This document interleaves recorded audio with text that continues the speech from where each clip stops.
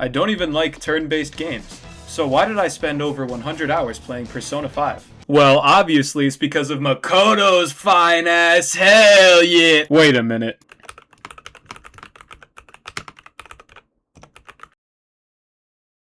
Oh, fuck, I'm going to jail! Getting back on track here, I've never really been a fan of turn-based combat.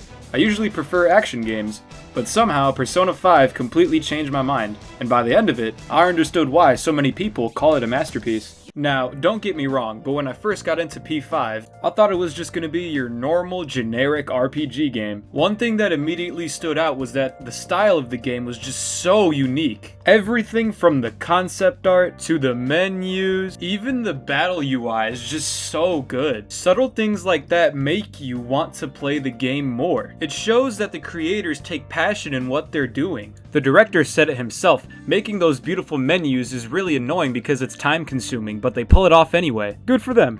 The game does a great job of establishing that red and black color palette. It establishes identity, which is important for RPG games. Any game, for that matter. Even their character portraits are extremely well done. You can tell that every single character has their own distinct personality. Even the victory screen is just extremely iconic. Every playable character has their own all-out attack screen, which further fortifies their personality. What I'm trying to say is, style is everything, and Persona 5 absolutely nails its style. Next I want to talk about, yup, you guessed it, the music. I think we can all agree that Persona 5 has one of the best original soundtracks of all time. I mean, you could just be walking around Shibuya on a mission and then you just hear...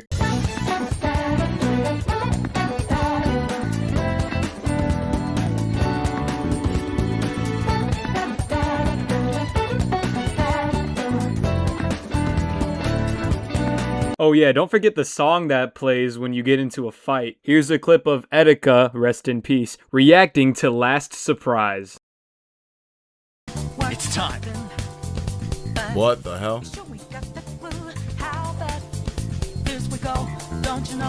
Oh, this is smooth.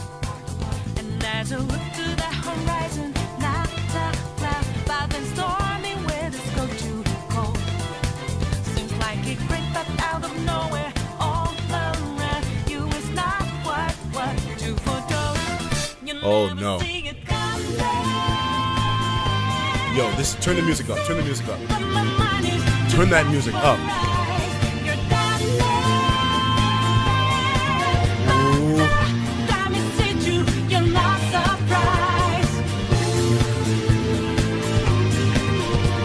Ooh, that is a jam. Oh.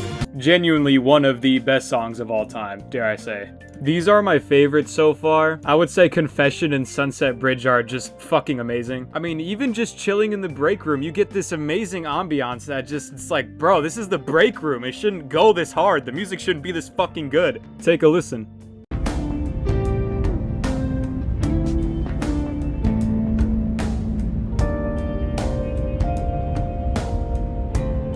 Each track matches what happens in the game and it makes the game 10 times more memorable. Next I want to talk about the characters. Joker is honestly the perfect protagonist for this kind of game.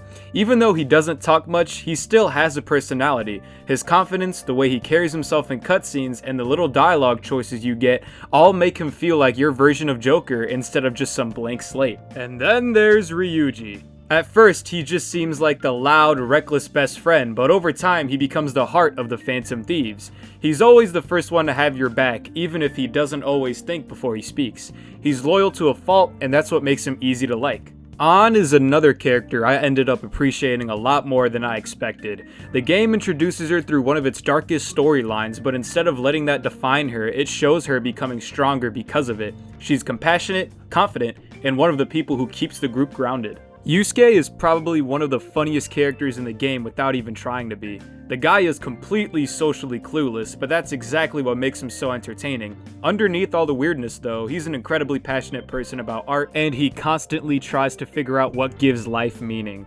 Makoto honestly surprised me the most, and no, it's not because she's bad. When she first showed up, I wasn't really sure what to think about her, but once she joined the team, she quickly became one of the group's leaders. She's intelligent, dependable, and always trying to do what's right, even if she's unsure herself. And then there's Futaba.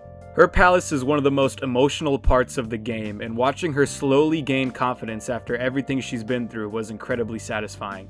By the end, it feels like she's genuinely grown because of the people around her, and seeing that transformation makes her one of the most memorable characters in the game. Haru probably gets the least amount of screen time out of the main Phantom Thieves, which is honestly a shame. Even so, she's incredibly kind, and once you learn more about her story, you realize just how much she's had to deal with while still choosing to be compassionate. And then we got Akechi. Fuck this guy, man. Without getting too deep into spoilers, Akechi is one of the most interesting characters in the entire game because he's so unpredictable. Every time you think you figured him out, the game gives you another reason to question him. Persona 5's expansion, Royal, adds even more to his character, and by the end, he's easily one of the most memorable people in the entire cast. Sumire is another reason Royal feels like the definitive version of Persona 5. Her story is heartbreaking, and watching her slowly accept herself instead of running from who she is fits perfectly with the game's overall themes. And finally, Maruki. I genuinely think Maruki is one of the best antagonists I've seen in a video game. Not because he's the strongest, or because he's the most intimidating, but because you understand him. Everything he does comes from a place of kindness. He wants to create a world where nobody suffers, and for the time in the game, you're fighting someone whose goal isn't driven by greed or power. He's trying to help people. That makes the final conflict so much more complicated than simply stopping the bad guy. Now, before I talk about why these characters stayed with me long after I finished the game, I have to talk about the mechanic that ties everything together. The calendar system. On paper, it sounds simple. Every day you get a limited amount of time, and it's up to you how you spend it. Do you study to raise your knowledge? Do you work a part-time job for extra money?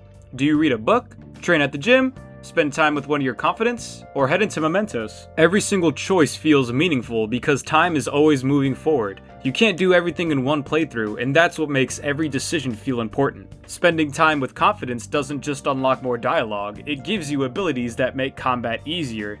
Raising your social stats lets you build relationships with even more people. Working jobs earns money for better gear. Exploring palaces makes you stronger so you can spend less time grinding and more time living your daily life.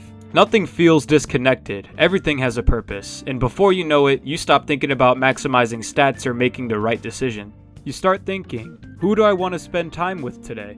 That's when Persona 5 stops feeling like a game you're trying to beat and starts feeling like a life you're actually living. It's such a simple idea, but it's executed so well that the passing of each day starts to matter. You watch the seasons change, holidays come and go, school exams, summer vacation, Christmas, and without even realizing it, you've spent an entire year with these characters, which makes the ending hit that much harder. What really makes all of these characters special isn't that every single one of them is perfect. It's that they all feel human, they struggle, they fail, and they grow. And because the game lets you spend so much time with them, going to cafes, studying together, hanging out after school, celebrating victories, and helping them through their own personal problems, they stop feeling like party members. They start feeling like actual friends. By the time the credits rolled, I wasn't thinking about how many bosses I'd beaten or how many personas I collected. I was thinking about how much I was going to miss this group. And honestly, I think that's Persona 5's greatest achievement.